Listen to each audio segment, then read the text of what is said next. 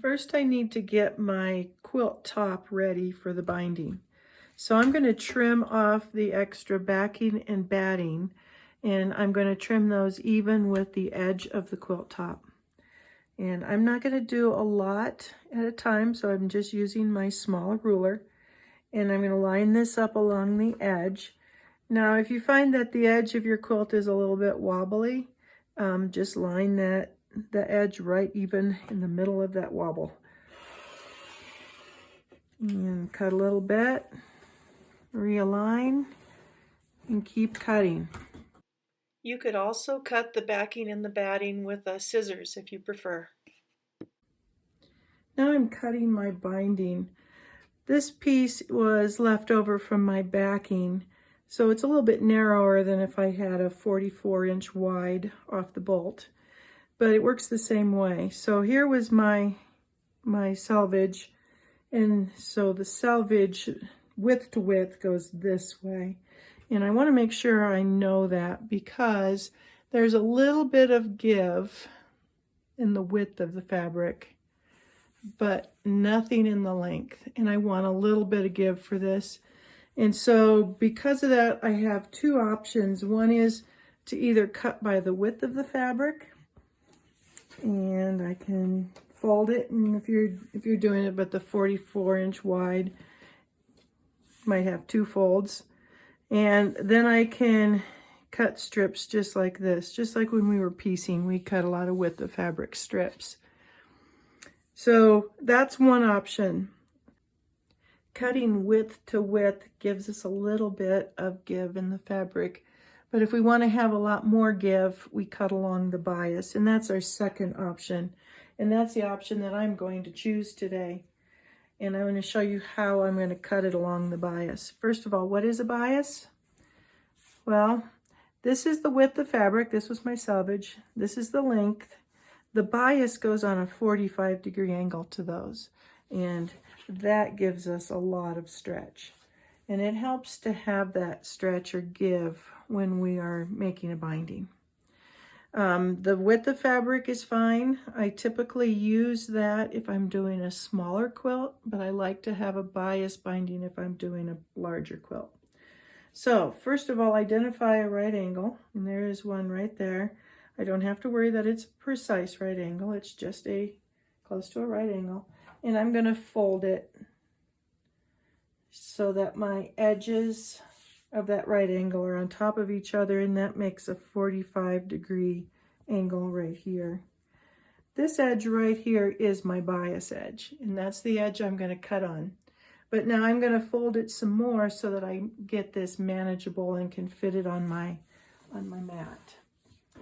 So first of all, and this is going to be even longer if you're using 44 wide fabric, I want to get that fold all the way down. And then I'm going to fold it over on itself. Okay, now keep this bias edge in mind. I want to cut along that, so now I'm going to line that up on my ruler. And I want that edge to be, and I'm putting it just 1/4 of an inch past one of my inch lines. The reason for that is I'm going to cut a little bit off before I get started, and I want this line to be on one of my horizontal lines. So this is 1/4 of an inch over. Now I've got all this extra stuff down here, and I'm going to fold it up. I also want to make sure that this fold is on one of the horizontal lines on my mat. Right now it's not, so I'm going to adjust it a little bit until it's horizontal. So if this is on a horizontal line and that's on a horizontal line, essentially what I'm doing is getting two parallel edges. And if they are parallel, then I won't have any jagged cuts or jagged pieces in my binding. If they're not parallel, you'll end up with pieces that end up like that, and that's not good. Okay, so now I've got my bias edge right here, and I can put my ruler on.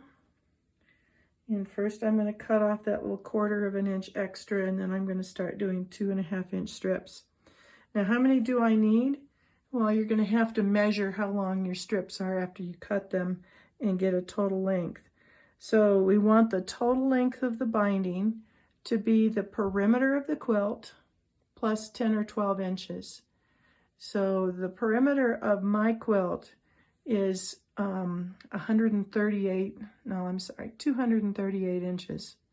So I'm going to need 250 inches because that's 12 inches more. So I'm going to cut some. These are going to cut each one now. This is double, and each one is going to cut 2 strips. So I'm going to cut one, see how long it is. Actually, I'm going to cut about 4 of them, and then see how much I have and decide at that point if I need to make any more cuts. And that's it for binding. Same principle goes for the width to width binding, the width of fabric binding. You're going to have to cut the same amount of length, and you'll just keep cutting until you have the length that you need. So I'll cut one here to show you.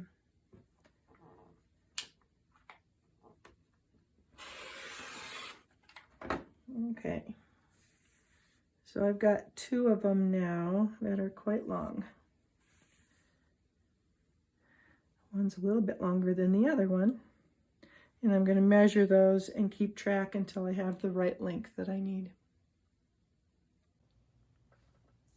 Now that my strips are cut, I'm going to start sewing them together.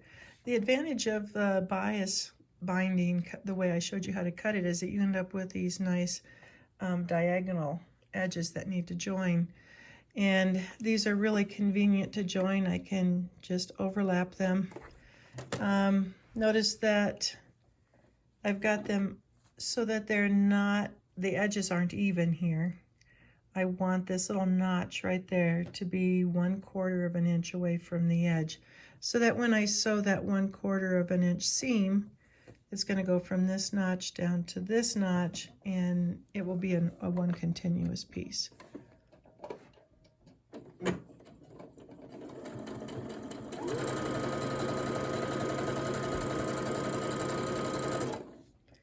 And then I'll take one of those ends and find another one to match to it and keep going. Just keep piecing. So there's one that matches to it. Now, what happens if you decided to cut your binding with the fabric? Then you are going to end up with square ends that match together. Now you can just sew those together and press the seams open, and it will be okay, but there will be a little bit of bulk in that spot where those seams come together. This is a double fold binding, and we're going to end up with 4 layers of it on the edge of this quilt. So 4 layers of a seam like this can make it quite thick. So I suggest you do a bias or a diagonal seam on these too. And the way you do that is we're going to line these 2 ends up. And now I'm going to sew from that point down to the corner that's on the piece underneath down here. And I will do that a minute. You can draw the line if you like to. If you feel confident that you can sew a straight seam, that's fine also. I usually pick it up a little bit and watch where I'm going so that I end up right on that point. Let me pull this out of here and I will show you what that looks like when we open it.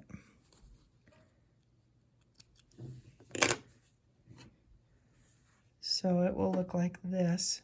Now we have all this extra stuff back here, so I'm going to get my scissors and clip those off to a 1/4 inch seam allowance. And I would like to press the seams open. So let's look at this one. And I'm going to press these seams open to reduce the amount of bulk. Okay, I'm going to finish sewing all of my strips together, and then I'll meet you at the ironing board. Now I'm pressing my binding in half, lengthwise. And it's a long strip now, so it takes a little while to get this done, but I want to press it all in half, matching up those raw edges. Now it's time to sew our binding onto the edge of our quilt, and I'm sewing it onto the front. And remember that 10 to 12 inches? Well, here it is. I'm going to lay it down and start sewing very close to a corner. I'm not going to measure any of this, but once I turn the corner, I am going to do some measuring.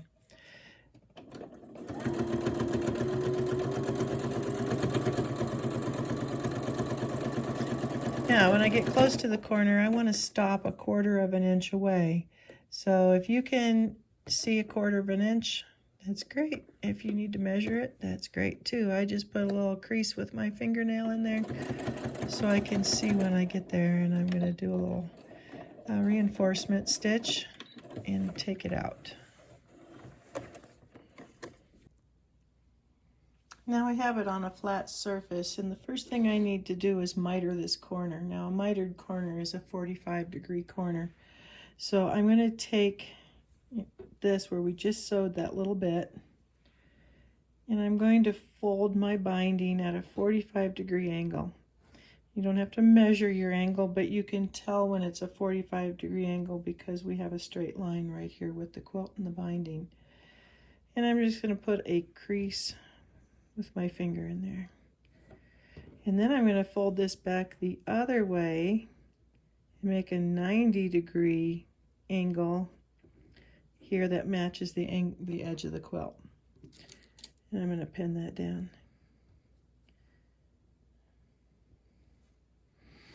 Now I want to get this whole edge laid out, and I don't think you're going to be able to see it all.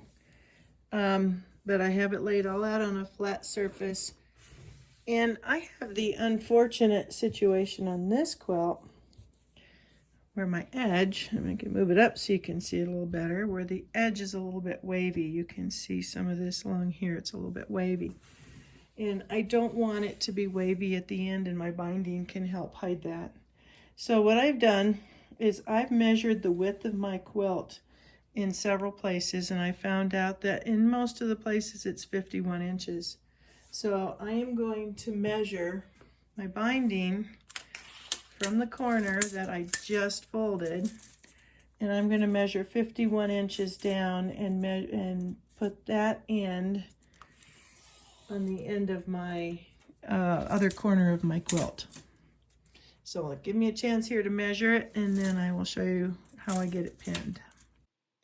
So I've eased in the edge of my quilt top to fit the binding because I want it to come out to be the 51 inches. Now you might wonder why this happened, and this quilt has been heavily quilted, and quilting does shrink the size of the quilt top. And so it has shrunk it in some places more than others, and that's why this happened. But I'm going to adjust it with my binding, and so I've eased in the quilt top and pinned the binding down to the size I want it to be. Now I'm going to take it to the machine and sew this side down 1/4 of an inch from those raw edges, and stop again 1/4 of an inch from the end and miter that corner, and then repeat the whole process again on the remaining 3 sides. When I get to the 4th side, I'm going to show you how to join those. Here I've finished sewing around 4 sides. I sewed up to this point right here. This is where I started. And now I have left this little space in here to work to join the 2 ends of the binding. So first of all, I have them on at the tension I want them to be, and I'm going to pin them together carefully. I don't want them pinned to the quilt, so I'm removing those. And now these are overlapping right here. And I want to cut them so that there's exactly a 2.5 inch overlap. So I pick a spot to cut one, and then I'm going to measure 2.5 inches and cut the other one. So I'm going to move this pin right here because I didn't have a lot of room left back here, and I'm going to cut one of these right here. And a good way to get a 45-degree angle is just to fold it over on itself. And then I can measure my ruler. On here, I want the top one to be 2.5 inches, so I find where that is going to be. And I'll make a little mark there with my fingernail so I don't lose it. And I'll do the same thing here.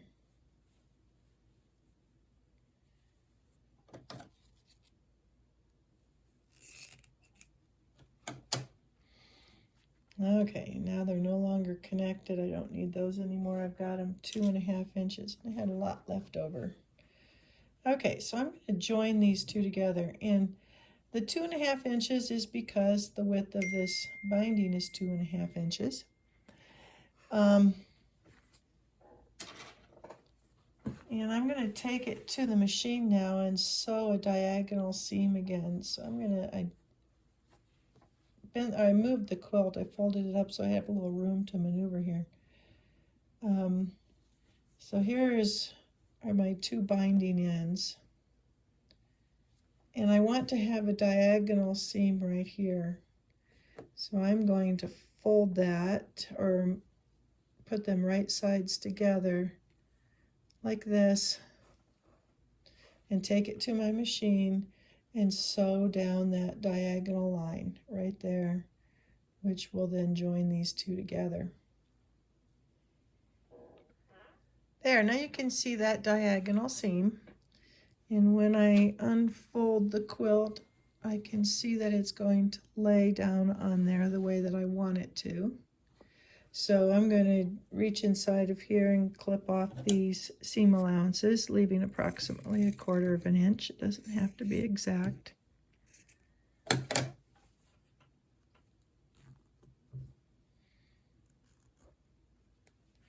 I finger pressed it open, and now there we have that join. And I'm ready to finish the seam, so I'm just going to finish sewing right there. One last step, and that is to sew it to the back of the quilt by hand. And here I am matching up the edge, the folded edge of the binding to the seam that we just sewed to sew it on.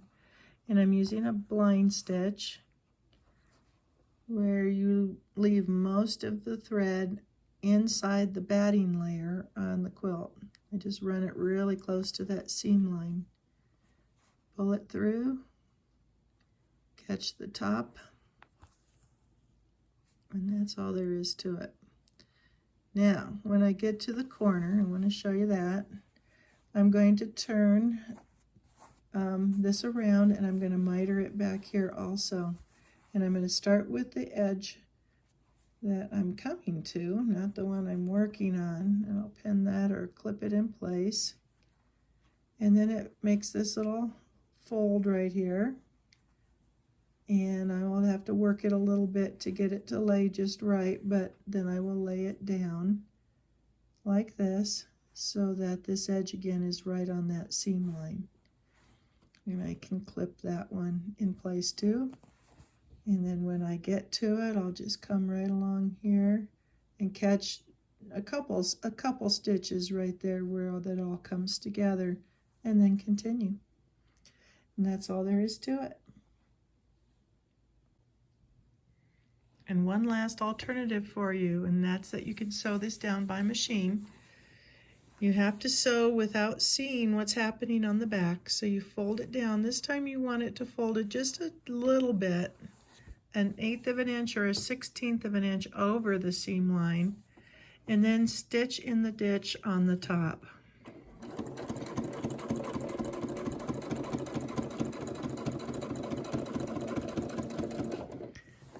The corner is going to be mitered the same way when you fold it over, and when you get to it, you can just keep stitching in the ditch and turn the corner. I finished mine by machine, and this is what it looks like on the front. Those stitches in the ditch are almost invisible, and this is what it looks like on the back.